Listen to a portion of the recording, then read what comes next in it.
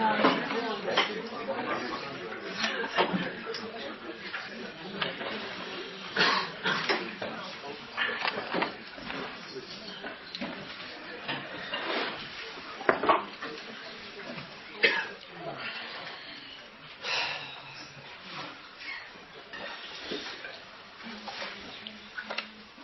like to try to look at a subject or work out a subject together which is perhaps a bit more difficult than we usually do, a little bit more abstract maybe, reaching a bit more into the deeper zone in connection with Chanukah. So let's try to put our heads into that effort.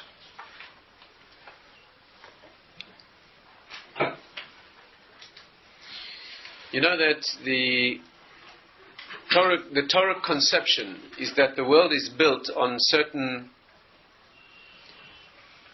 energies, emanations, levels, layers of spiritual. I don't exactly know what you call them in English. Let's call them Middas. 7 Middas. The world is built on 7 layers, if you like, of spiritual energy. No real words are accurate here in English, but something like that. The truth is that there are 10 of them, really. Only 3 are never revealed in the world. 3 are always in the higher world. 3 are in the head, as it's called. The 3 upper ones, the 3 higher ones, those live in the head, and they are never being revealed in the world. But the 7 that are in the body, as it were, those have revelation. The higher 3 are in thought, and the lowest 7 are the ones that we're familiar with. This is the reason that the world has 7.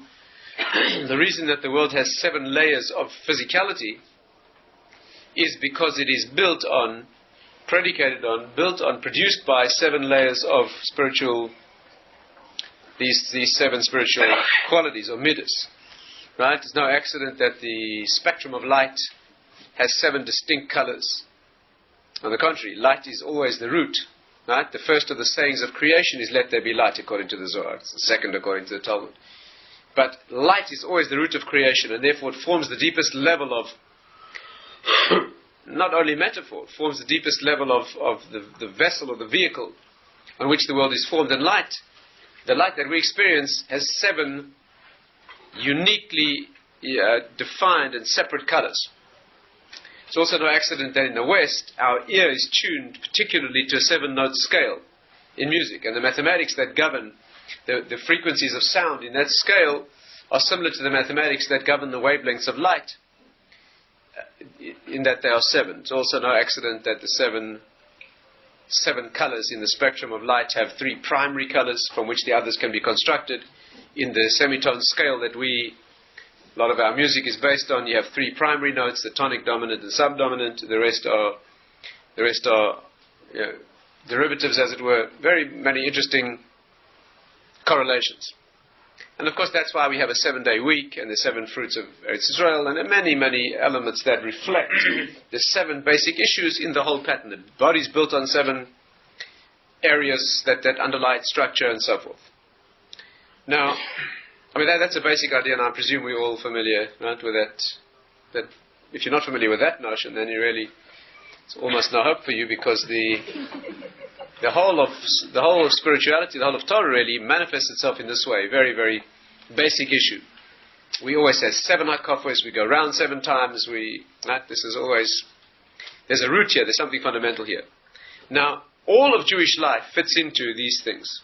Everything. There's not a single, I can quite safely say, there's not a single word in the Torah, there's not a single human experience, there's nothing in the world that is not based on a combination of these things. See, the deep reason is that these are the energies that underlie creation, and exactly in the same sense as the elements of the chemical elements are the underlying reality of all physical structure, by virtue of the cleverness, if you like, with which they are constructed, such that when you put elements together you get compounds, and the compounds are they have multiple expressions. There are enough compounds possible out of very few elements that you can have the complexity of the world that we live in. You know, the world that we live in is composed of very few elements.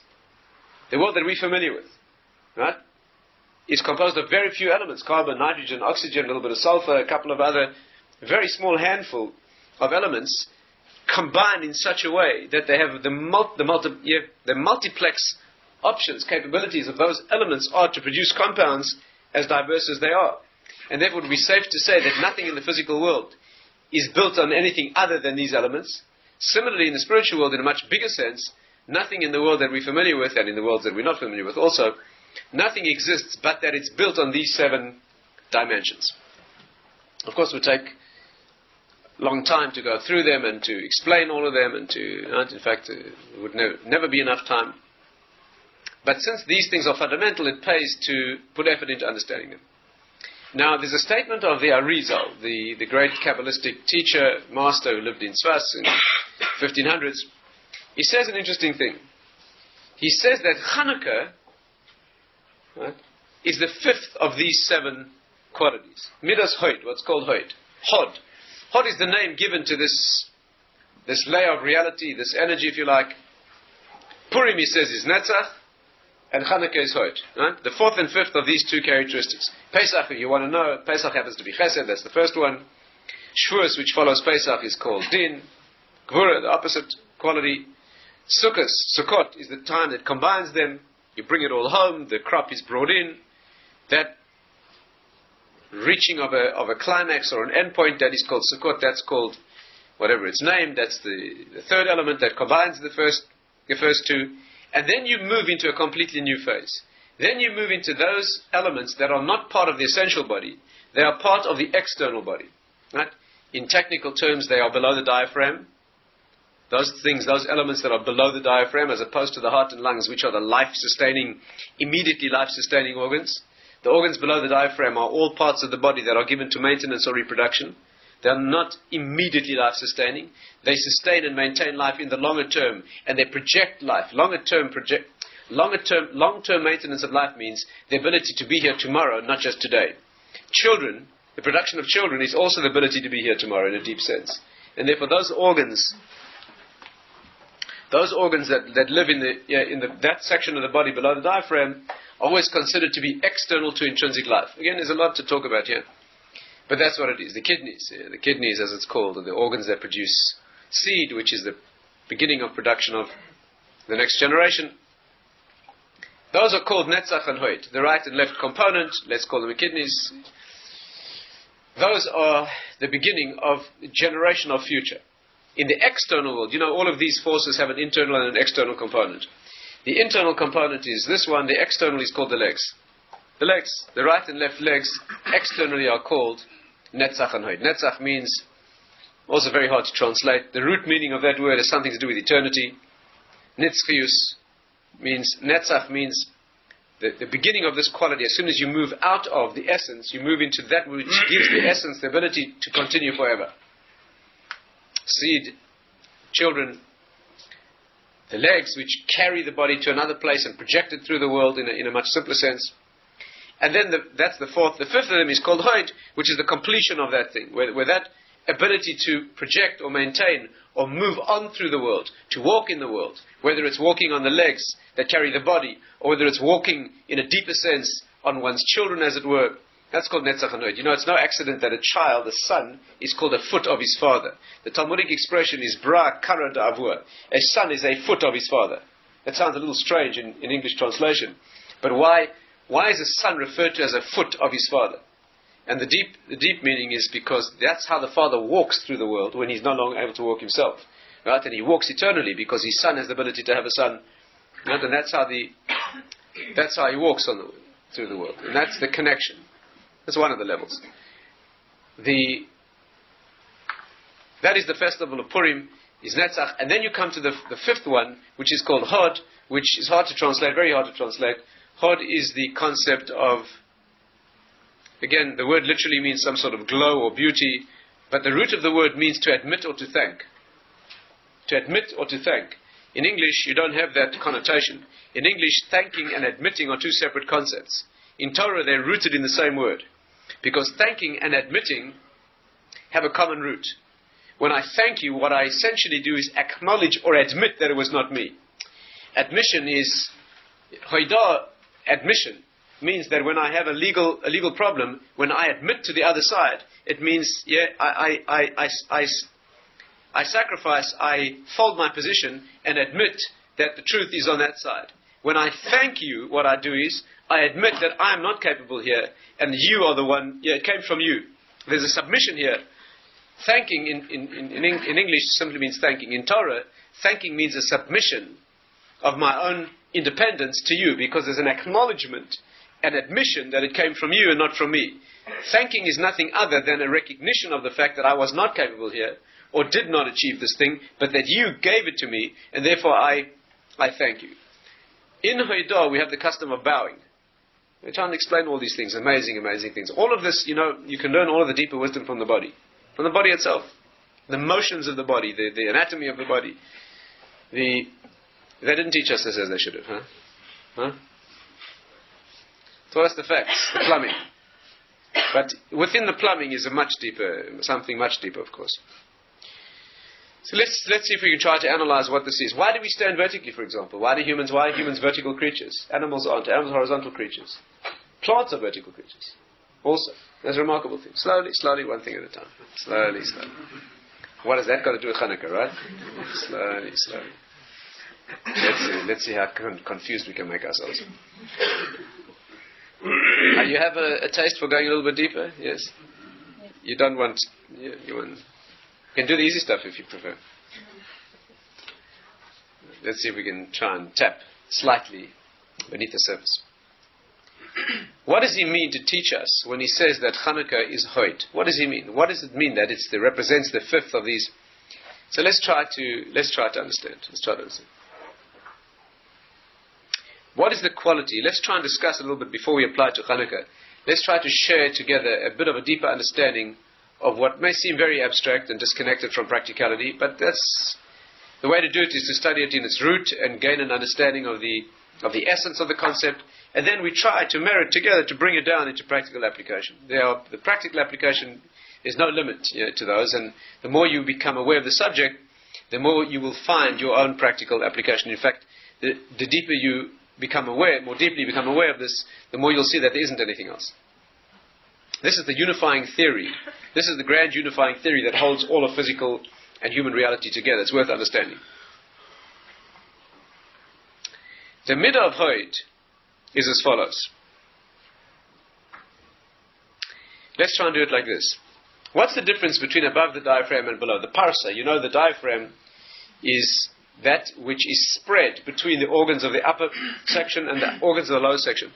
In Hebrew, that's called lifros, means to spread something, like to spread a sheet. Right? But it has the connotation in the deeper wisdom of being a division between layers. Parsa in Hebrew also has another meaning. In Aramaic, a parsa is a measure of distance. A measure of distance, a certain number of furlongs, a certain measure of distance. And you have to know that coding, because the deeper wisdom always hides. Give you an example. The Gemara says that in the Messianic age, in the final revelation of the Messianic age, Jerusalem will go up 3 parsas in the air. Yerushalayim will be lifted 3 parsas. So the novice who doesn't understand thinks it means that there'll be a geographic or some sort of physical elevation. 3 parsas, Yerushalayim will be lifted that distance in the air. But of course, what the deep teachers are saying here, Yerushalayim will go up 3 parsas. From the world that's called Asiya, which is the physical world, to the world called Yetzirah, which is a higher world, from Yetzirah to Bria, and thirdly from Bria to the world above that, which is the source world. What does it mean? It means an investing here of spiritual energy above 3 parsas. That's what it means. To the novice, it means a distance, but to the initiate, it means above layers. Yeah. What those layers are and why there are 3 external worlds also needs discussion. But one thing at a time. This is the sheet that divides the organs, as I said, of essence, of immediate life, from their counterparts, which are the organs of maintenance and reproduction. There's a commonality between them, of course. The lungs, for example, heart and lungs system, what they do is they absorb an external element, namely air or gas, and they absorb what's necessary and expel what's to be rejected. But in a very refined sense. It's the ethereal element of air, and what's rejected, what's ejected, is hardly offensive. Below the diaphragm, you have the absorption of food material that needs to be absorbed and the excretion, rejection of that which must be, but it's much coarser and much more offensive. Of course, in the third world, we didn't speak about this. In the third world, the three that are not revealed, you have the same process too. In the world of the head, what's absorbed is the mixed material of the world. The intellect, the dais, the function of the dais is to separate out that material which should be absorbed as pure and to put out that material which is not, right? The function of dais is to make havdalah, to discern between the pure, the kedusha that needs to be absorbed and that which must be distinguished as being rejected, right? In a much more ethereal sense then. And that is the function. The liver, which is the main organ of the abdomen according to Kabbalistic system, that's why the liver in Hebrew is called kaved, it means heavy. Because you now move into the world of total physicality. Incidentally, that's why in English it's called the liver. Because the basis of life here is that the liver's function is exactly that. Its function is to absorb products of digestion and to transform them into blood elements. The lungs do exactly the same in the medium of air. They take in the gas, separate out what needs to be, and move into the blood that which is absorbed. Actually, in the higher world, it's also the same, because blood is the place. The blood is the place of the life energy. But that also needs separate discussion. So below the diaphragm, you have the organs that are doing this thing in the coarse world of physicality, and of course, externally, they represent the legs. The body rarely ends before the legs begin. According to the deeper system, the body ends with the bris, what's called yesod. That's the end of the body. The Arizal explains that when a woman gives birth, for example, the legs are inactivated. It means when one life becomes another. Again, it needs a detailed description, detailed study, but the legs are called Kabbalistically libar migufe. They're outside the body. They are the vehicles that carry the body. They're not the body itself. And it's very interesting that in man, the legs are attached to the lowest element of the body. In other creatures, for example, angels, the organs of locomotion, namely the wings, are attached to the body itself. And there the reason is because an angel is only an emissary. That's all he is an agency that is sent. And therefore, from the intrinsic part of his body, his locomotion develops. A human is not sent to do something. A human is sent to be intrinsically complete. And therefore, attached to the externality of his body is his method of locomotion. There's a lot to talk about here. Let's study a little bit further this concept of how we're doing so far. This is...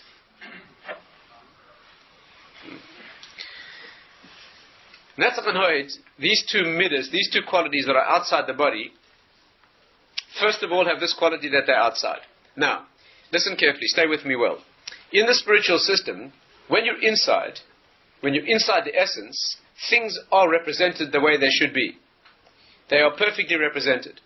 There's no distortion. What a thing is how it presents itself. When you get into the world of revelation, things get complicated. The Gaon of Vilna puts it like this. Again, he says this. You see, let's try to say the principle. The Midda of Hoid, this quality of Hoid, which is beginning of a revelation at the exterior, is where all the glory of man begins and all the problems begin. The possibility of free will is because there's something on the outside. If the inner world were revealed, you'd have no free will. If the essential world, the inner world, the world of spirit were revealed in the world of physicality, then you would immediately perceive that doing that which is morally wrong, spiritually wrong, would be a moving out of existence. And in effect, you would never do that. The reason you have free will is because the inner world is darkly revealed in the outer world. It's hidden in the outer world. The fact it's not revealed. Free will is a much more, the more revelation there is of the inner world, the less free. The Gemara says, for example, when the Mashiach comes, in the Messianic age, there'll be no free will. There'll be a very dry and small technical element of free will. But it will be as small as the option you now have of walking into a fire. Technically, you have the option of walking into a fire. But in realistic terms, you don't. And the reason is because you see the consequences that clearly, to that extent, your free will is diminished. In the Messianic age, when the spiritual world is fully and clearly revealed, who on earth would walk into the fire of immoral or unspiritual act? You would see yourself disappear. The greatness of man is that we live in a world of darkness, which at one and the same time gives you the freedom to act, and exactly the same moment causes all your trouble. Because when the world is dark and you don't see the consequences, you do things wrong, you get it wrong. Your greatness is that you can get things wrong, so you can overcome those things. Right? You put into a playing field, you put into a situation that is dark. In the darkness, you have to work things out for yourself. That's your greatness. That's where you gain your independence. That's where our teaching is that you reflect, you are divine, you're a reflection of the divine. That's the divine image, is that you have free will. But your free will cuts two ways. On the one hand, it enables you to manifest your greatness, and on the other, it's where you get into trouble. Angels don't have free will. They don't get into trouble. Malachim are too high. They see things too clearly. Technically speaking, they have free will. Technically speaking, they have free will. They could do that which is wrong. But they are aware that doing that which is wrong is immediate cessation of their existence. So although technically they could, they don't. We have meaningful free will because we live in a world dark enough. And of course the real darkness of our world is the Greeks. That's where we're heading. Right? It's Greek philosophy that cuts off all spirituality. Does not allow that light to shine.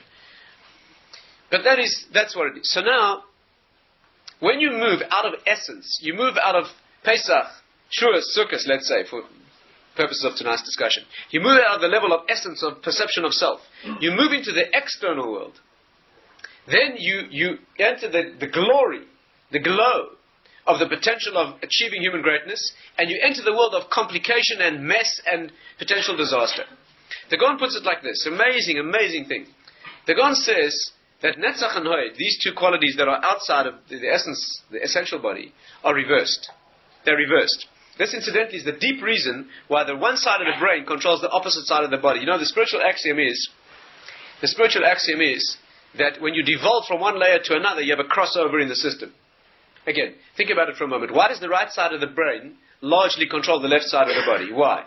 Why did that happen? Because after a few million years of bumping into each other in the trees, that's what you're thinking, right? After a few million years of bumping, there was some sort of reason that the wiring got a little crossed. No doubt it has some survival value, probably. A Jew doesn't think that way. The concept is that in the higher world, a thing manifests on one side. In the lower world, it manifests the other way around. Netzach and Hod are completely reversed. The way the Gaon puts it is like this. The example is as follows. There's a much bigger subject than this, of course. But the example is as follows. The right-hand side, in general, all the qualities of the right are called chesed. That means a pure giving of kindness with no limitation. All the qualities of the left-hand side are called din. Din means severe limitation, complete withholding. Right? That's always, all human interaction fits into these two polarities.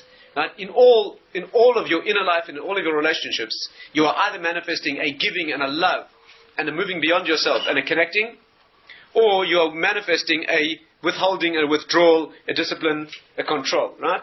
Chesed is the side of giving, and Gvura is the side of holding back and not giving. As it's put in the sources that deal with it this way, love and fear. Love and fear, those two are Ava and Yira, the first two of the Ten Commandments. All human activity fits into a combination of. And of course, the difficulty is getting the harmony right. The difficulty is the harmony. When you deal with a child, for example, you want to give love, but you also have to give discipline. Of course, the primary one is the love. The discipline should be given for the sake of the love. The difficulty is getting the balance right. If you give too much, you ruin the child. When the rain falls, it's a chesed, right? But too much rain is a flood. Too little rain is a cruelty. Not enough. You give the child too little. The balance is that you have to give with the correct measure of limitation so that the giving remains a full giving. But for that, it needs to be modified by the left-hand side. Always like that. That's why the expression of being a parent or a spiritual teacher is always let your left hand push away and your right hand draw near. Small doicha, let the left push away. In that order, let the right pull near. Always. It's that harmony of those two opposites. The right is always the side of kindliness and giving. The left is always the side of discipline and withholding for the sake of the love. But its manifestation is limitation. Says the Gaon of Vilna, the external qualities, the way the world is built it's apparent, the vision of the world that we see, these two qualities are reversed.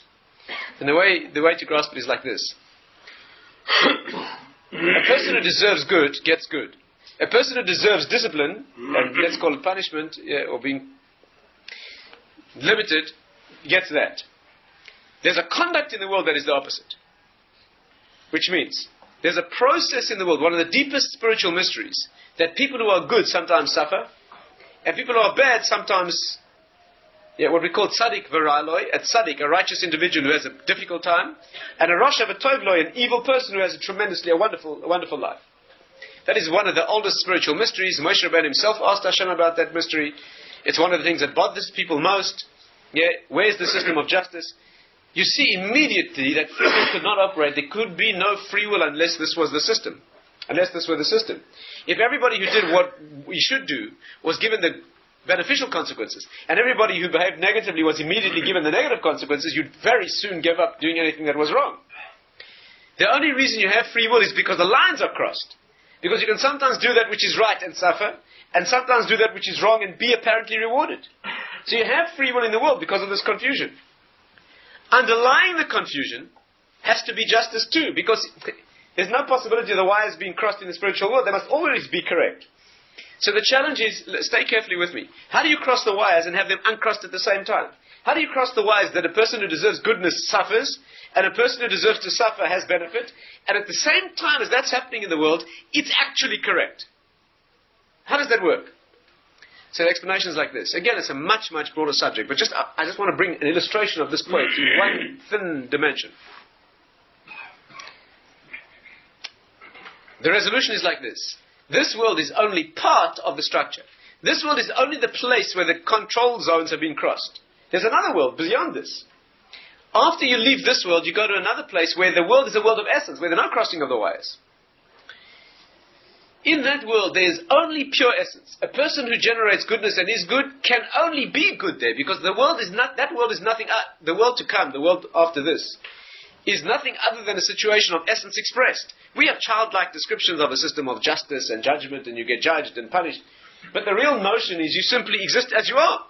The ecstasy of that world is perceiving what you've become. And of course the fact that you became it. And the pain of that level of existence is feeling what you should have and could have been and you didn't. No? Nothing other than being exposed to your own essence. There can be no crossing of control of wires. There things must be as they are. Now, in order to generate that, what happens is, when a person does in this world what he should do, but he has a minority of his conduct, a minority of what he's done is negative, needs to be punished. And such a righteous individual suffers in this world. Why? Because what's happening is he's being paid here for the minority of his actions that are negative, so that when he leaves this world and goes to a world of pure, clarified essence, he's totally what his majority is. Again, I don't know if I'm making myself clear. The Mishnah says a person's like a tree. Yeah? A tree. A tree can be planted in a good place, with some branches hanging over into air that is bad, over bad ground. A tree can be planted in a bad place, with some branches hanging over into the good. What does it mean? That if you want to clarify what this tree is, you simply prune off the branches that are the ancillary or secondary things in the wrong place, and then the tree is clarified as what it is. The axiom, incidentally, is that people are born exactly midway. You're not born good or bad. Your tree is exactly in the middle. The first work in life is not to trim branches, it's to move the trunk of your tree. Most of us forget that. Most of us spend our whole life dealing with which twigs we're interested in today and forget to do essential definition of what you're here for. And that's also another subject. Enough trouble this evening without that. But that's the concept. The concept is a person can be a righteous individual, means his tree is planted in a good place, but he needs to suffer for correction of those things, those details that are not correct. So he can have an enormously difficult time in this world, so that he's clarified in the next world as purely good. On the other hand, a person can be an evil individual, thoroughly black and evil, but he has a few good things that he's done. He has to be paid out for his mitzvahs.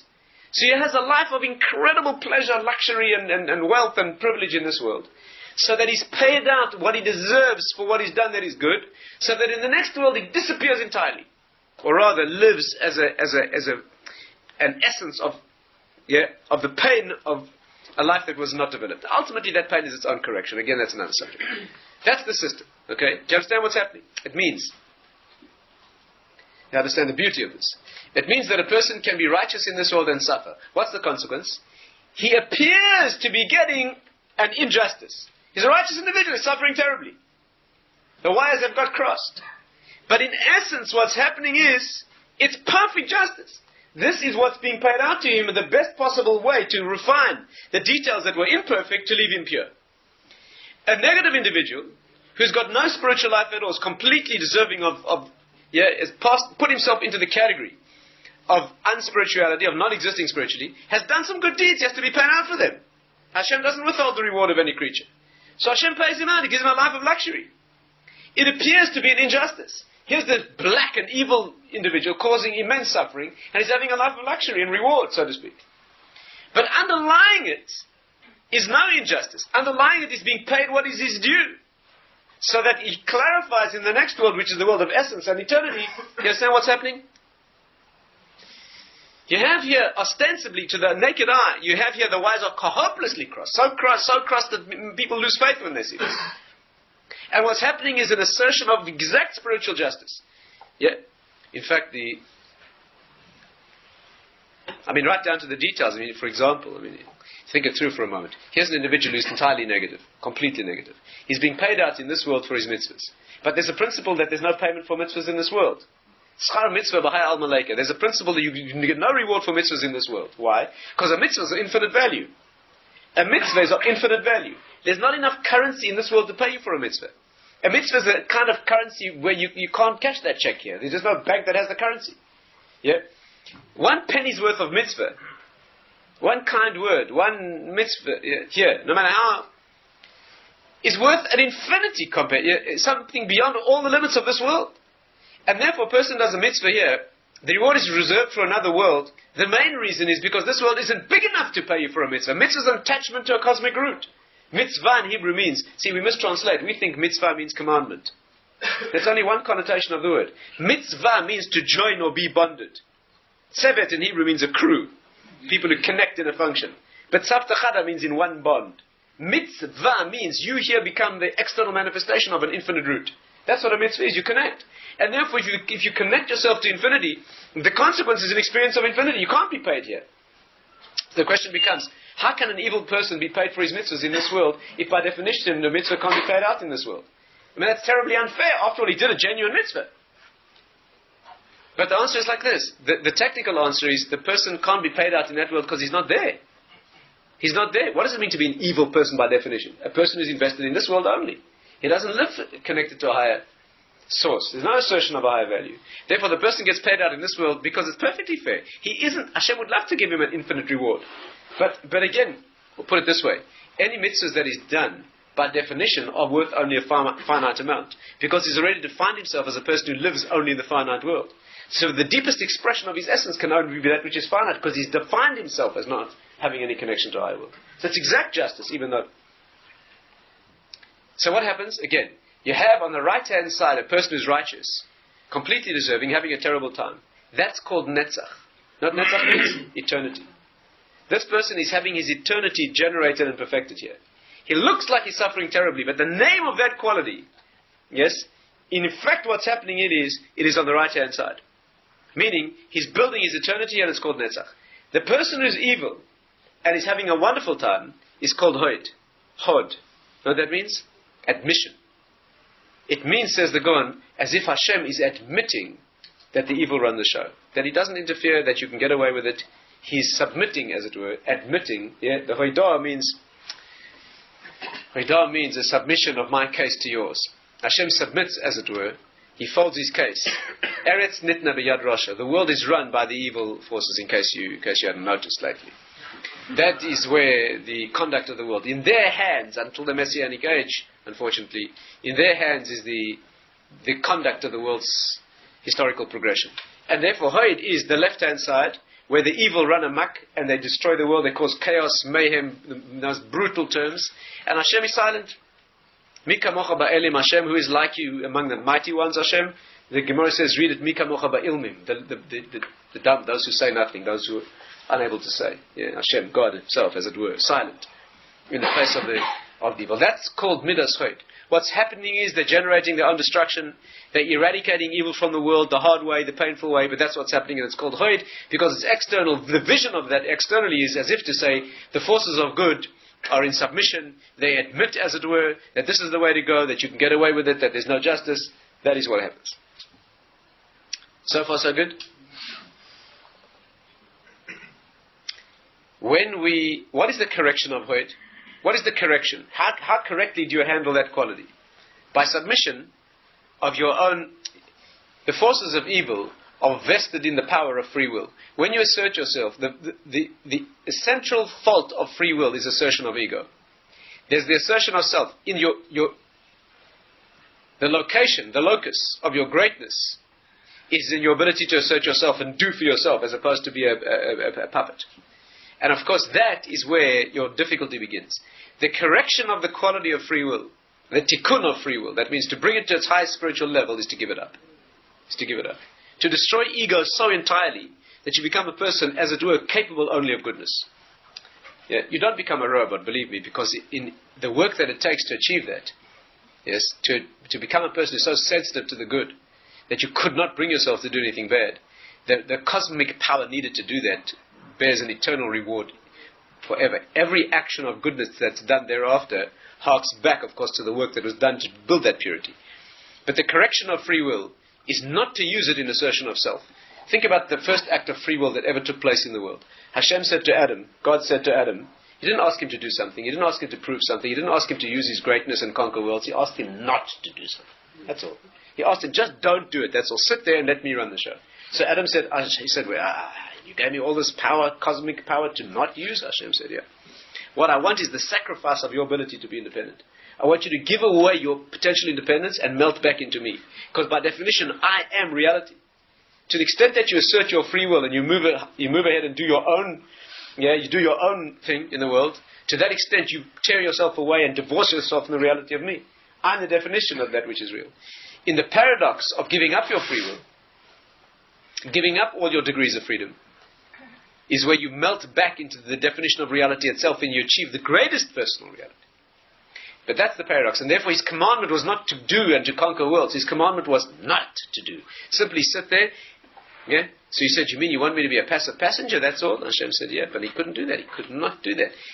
He said what conquered him was the essence of man, which is the independence to be able to function on your own.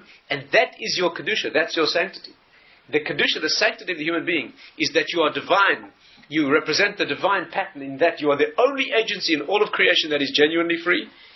Yeah, and the correct use of that free will is to harness it and discipline it and give it back where it came from and live in total control so that you live in absolute consonance with the spiritual reality. Right? The paradox is the appearance is one of giving away freedom. The reality is that's achieving total, by definition, cosmic freedom. When we say moedim, when we say thank you, we say thank you. In the tefillah we say moedim. Ala nisim, when we mention Chanukah, we mention it in the bracha, in the Shmoneh Esrei of moedim. Thank you. Thanking is an admission, a submission admission, and it's a thanks. The root is common as we explained before. The custom is to bow when we do that. Moedim anachnu lach, we bow. You bend the spine. Right? Let's look at that for a moment.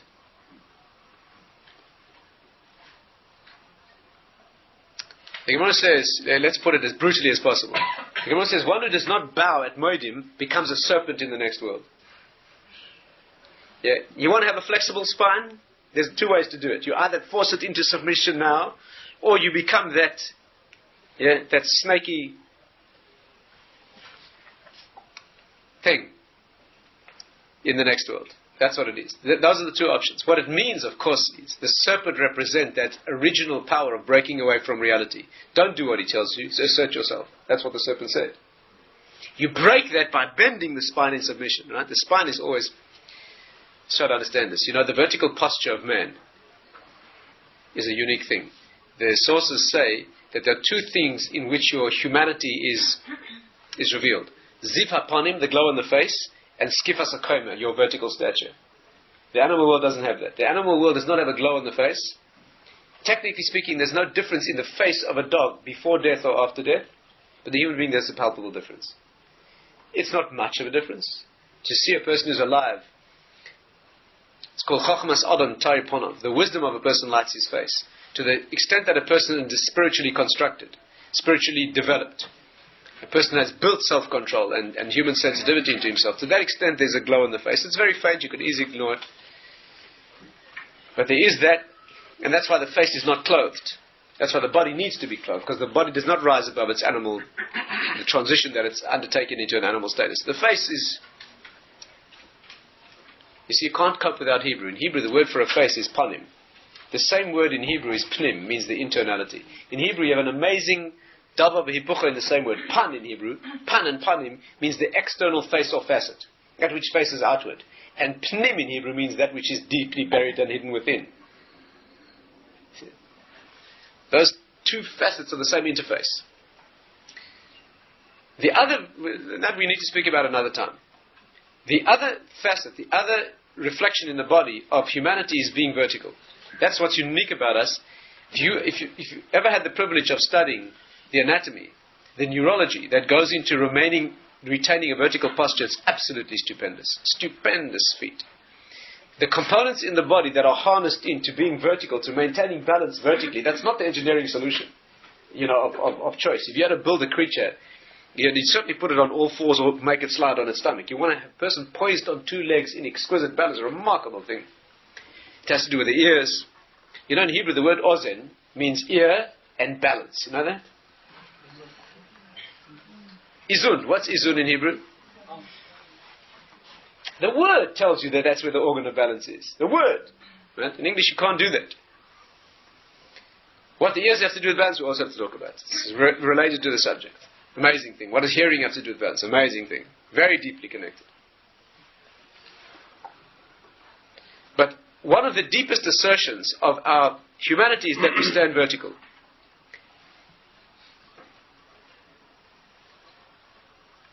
I once saw, I don't know if this is appropriate to even allowed to mention.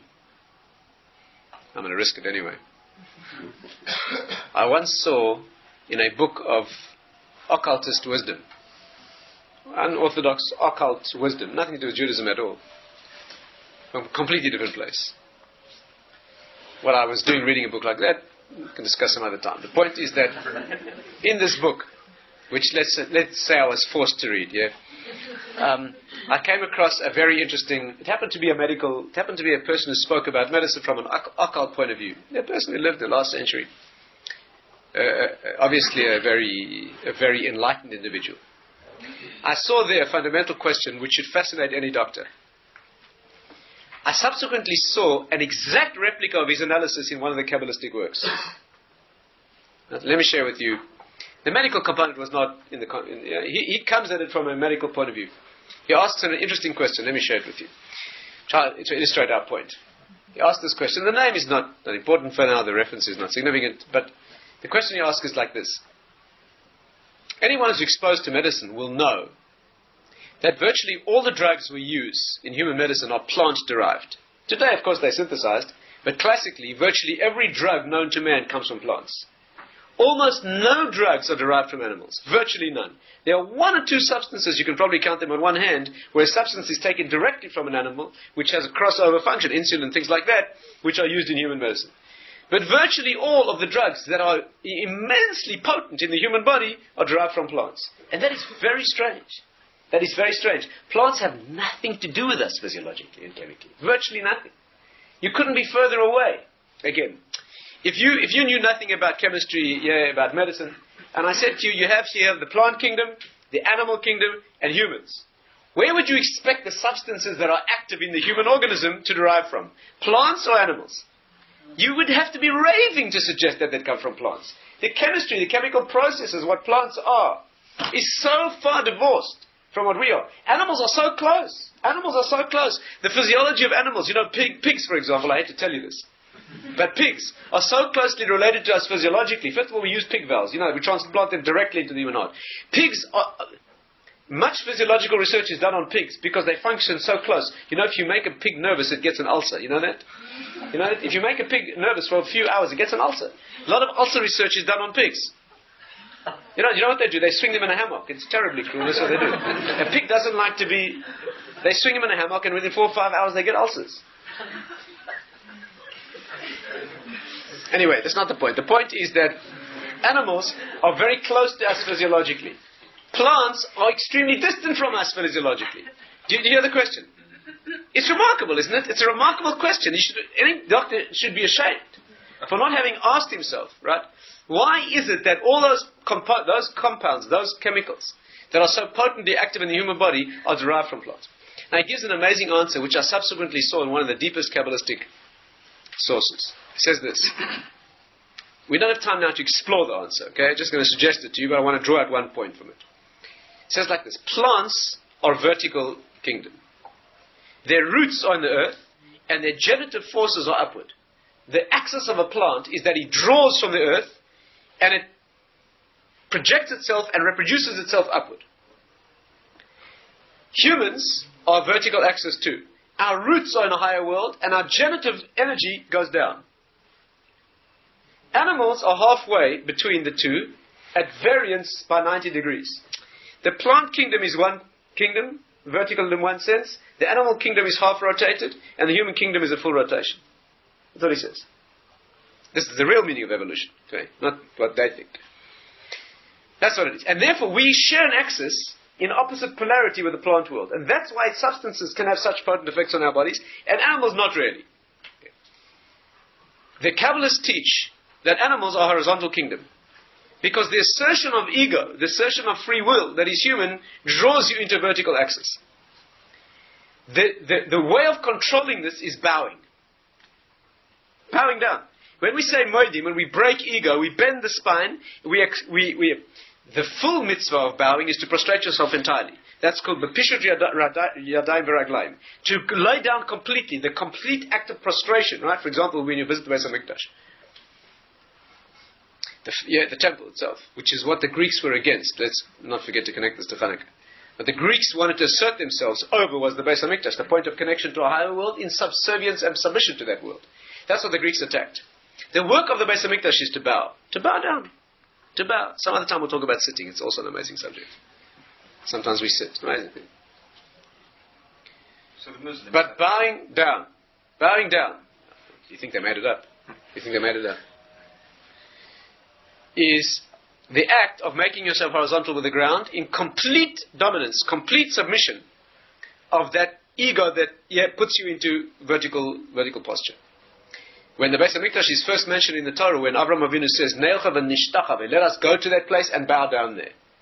That's what he said, yeah.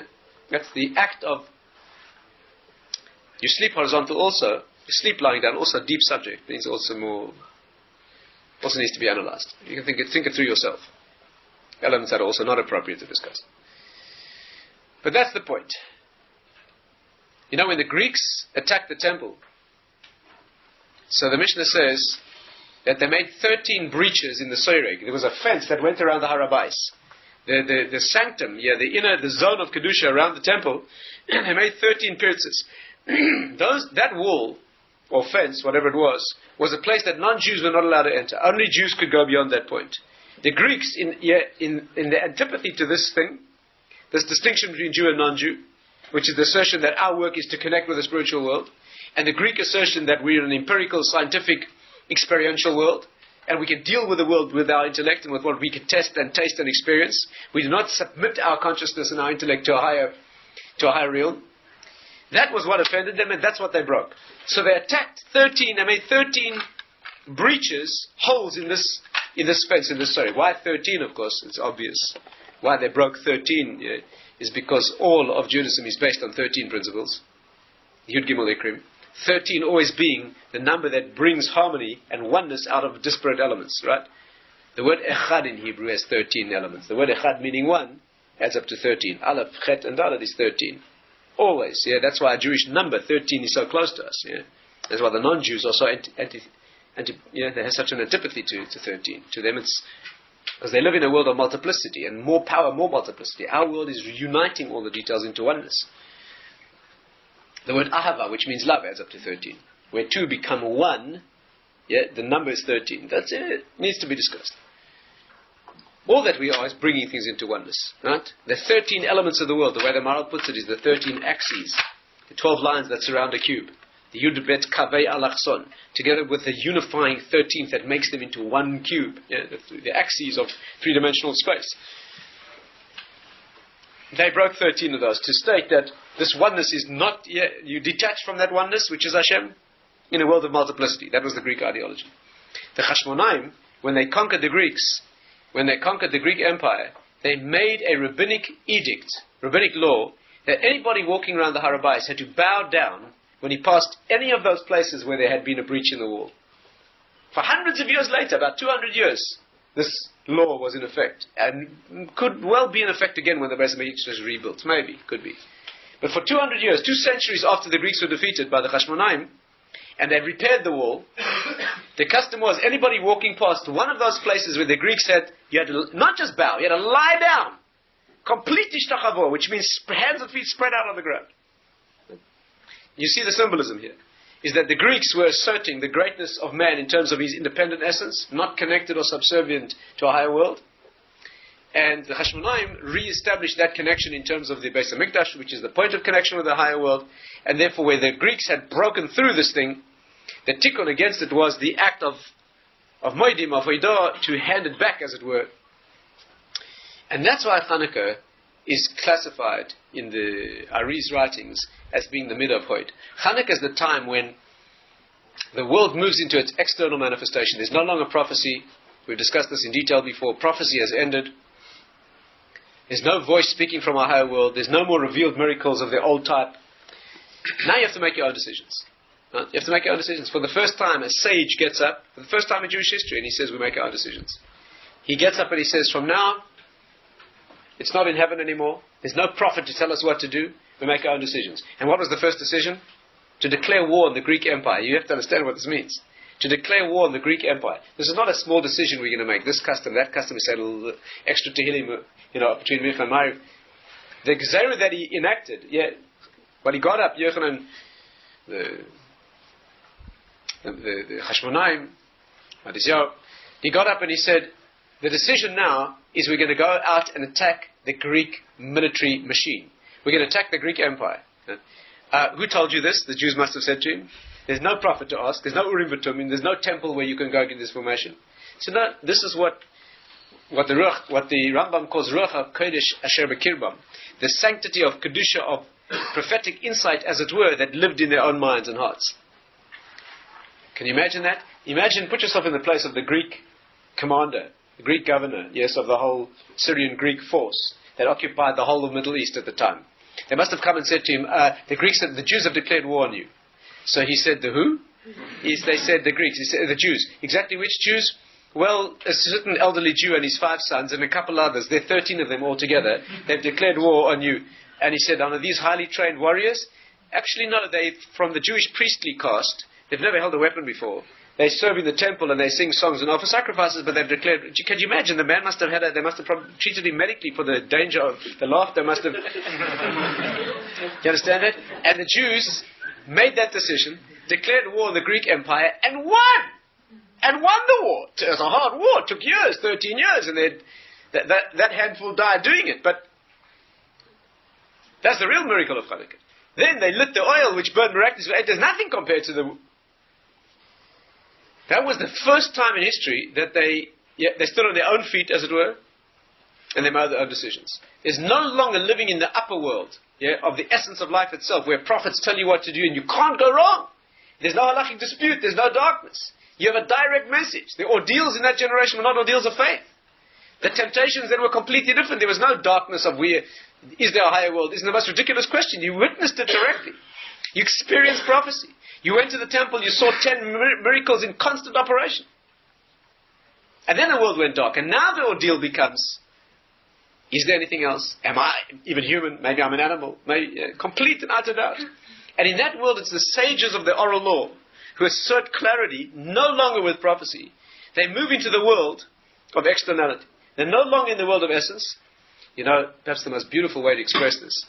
Maybe we'll finish with this. There's so much more to say, but a beautiful way to express this is, the classic piece in the Talmud that deals with this is called Torah Shel Achina. Again, we can't go into all the details, but very, very briefly, there was an incident shortly, again, not that long after prophecy ended, in the history of the Sanhedrin, where there was a debate about the status of a certain vessel. A certain item was being debated, and the majority held a certain position, and Rabbi Eliezer HaGadol held differently. He was the greatest among them. He was the teacher of Rabbi Akiva.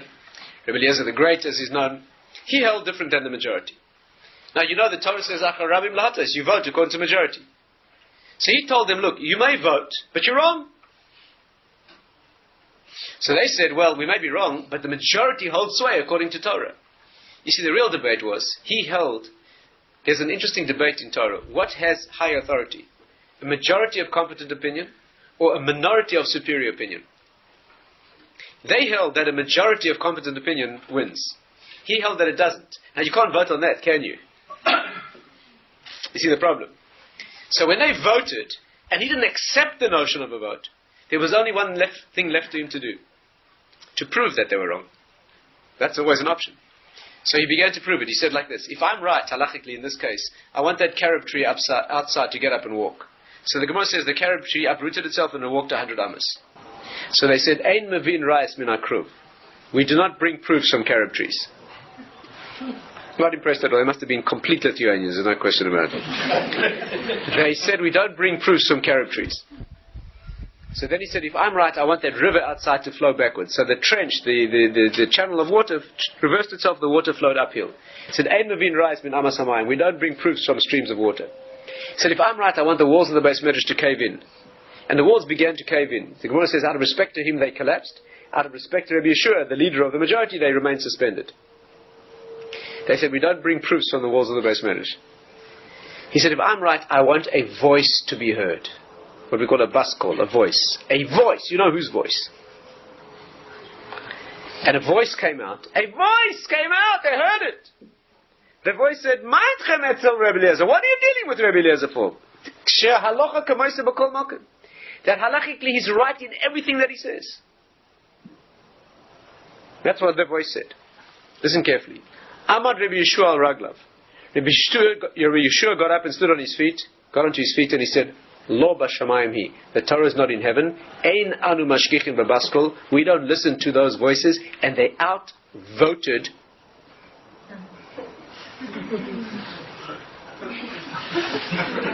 the voice. Talk about the power of the sages. Of course, they did it. They did it only because the Torah tells you to accept a majority vote, and not voices from another world. Not where there's no prophecy anymore.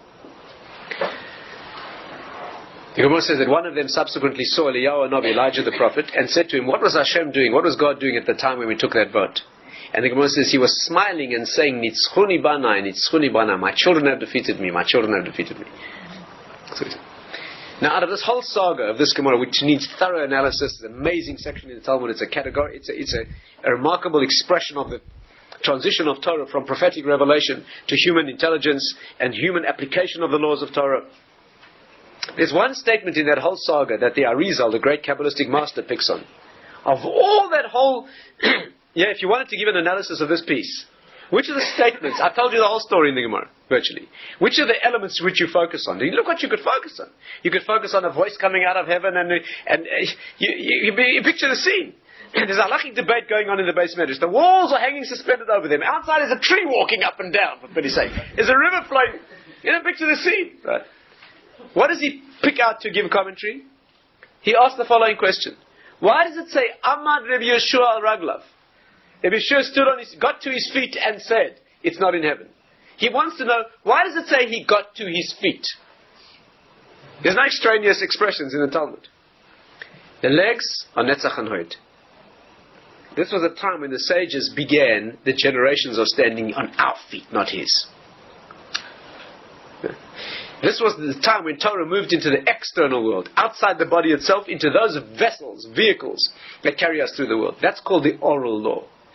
The law, the manifestation of Torah in the world, that is now the opinions of the sages, as opposed to a received clarity that are obtained before. That was Chanukah, the watershed time in the introduction of the process of the oral law, where Torah becomes vested in nothing other, as it were, than the opinion of the sage who, against the Greeks who taught, you understand this? Against the Greeks who taught that all human wisdom is all the wisdom that there is. The sages come along to say, the human wisdom you're quite right about, it's our wisdom, but it's done in complete loyalty and subservience to a higher wisdom. Right? It's that delicate balance of the assertion of human intellect, which is the process of the oral law, in complete loyalty and subservience to the rules of Torah itself, which are received. Right? That's the concept of oral law. And therefore they fixed this practice of moedim, of bending, right? Of making the body, as it were, prostrate and subservient. That is an introduction to the subject of Chait. The festivals that are so-called biblical festivals, they are the intrinsic ones. Pesach, Shua, Sukkot, they're inside the essence of the body. And then you move to the generation where there's no longer a revelation of that. No longer any, in Al-Anissim it says that it says they fixed these days Halal V'Hodah. That's what it says. It says after they rededicated the temple and they lit the lights, it says the Chashmonaim, they then fixed these days as a days of festival, right? Chanukah. There's never a time before when any rabbis, any sages came along and fixed any days. Fixing days of Yom Tov come from the higher world. That the day is a special quality, is a manifestation of a higher world. It comes from the upper world. Now we move into a time when the sages can enact a day with special quality, right, in recognition of certain things that have been revealed. That is what they did, and therefore they fixed them as days within their power there was within their power to do that, and they fixed them as days of Halel v'Hoidah, days of acknowledging and giving thanks, meaning the bending, yes, of ego, as a response to the Greek assertion of ego, that our intellect and our philosophy and our scientific method is all that there is. We assert that in the world. We detach ourselves from a high authority. The question of the Chashmonaim, what they did was, in that beginning of the celebration of the historic process of the oral law that will take us to the final day when the light shines again from a higher world, is the dual function of taking Hoid and correcting it. Taking Hoid, which is the place where the trouble begins, where the world goes dark, where freedom is obtained, and where freedom can lead you in the wrong direction. They took that and they corrected it. They brought us to a situation where we now spend 8 days, and what we do now is we say Moedim. We say thank you in act of submission of ego, in acknowledgement of what? The process of the oral law, where a human being now makes the greatest assertion of his own intellect and his own opinion, and he finds that when he does that, it is in consonance with the wisdom that comes from a higher world. That's what Chanukah teaches. It's the time, together with Purim, again, that also needs discussion, how Purim is the transition from the biblical to post-biblical age, prophetic to the post-prophetic age. And Chanukah was completely in the world of darkness. Purim, at least, there's a Megillah written. There were prophets around at the time. Chanukah is a time when there's no Megillah at all. It's not even mentioned in the Mishnah, Chanukah. It's a time when all that we had was the wisdom of the sages, and they began to assert this phase of the world's history, which is the phase of the oral law. That is what's inherent every time you say Moedim, right? And you bow, you bend, and you curve that spine. That is that willful tendency to put its back up, if you like, and say that I'm all that there is, and my judgment is all that there is. It's that Jewish schizoid work of both submitting the ego at the same time as using intellect in the most powerful fashion. We don't submit intelligence, we don't submit character, uniqueness of personality, we assert those powerfully. But what we take out is that vested interest of ego, right? That thing that is me, and I, in fact, am the divine reality. That's what we kill. Right? This is what we learn on Chanukah, and therefore, the last couple of days that are left to us here, when you light the lights, the Rambam holds that lighting the lights is actually the revelation of this quality of Hoidah. When you say Moedim, right, and you bow slightly, and you submit that ego, you break that sense of I am all that there is, you are asserting this victory over the Greeks. And when you move out of Chanukah, move into the rest of the year, you still have this Moedim, right? And every time you do that, there's a curving of that spine that is the human symbol, if you like, of assertion of ego in a childish sense, and at the same time as learning how to assert intellect and intelligence correctly is also that conquest of ego.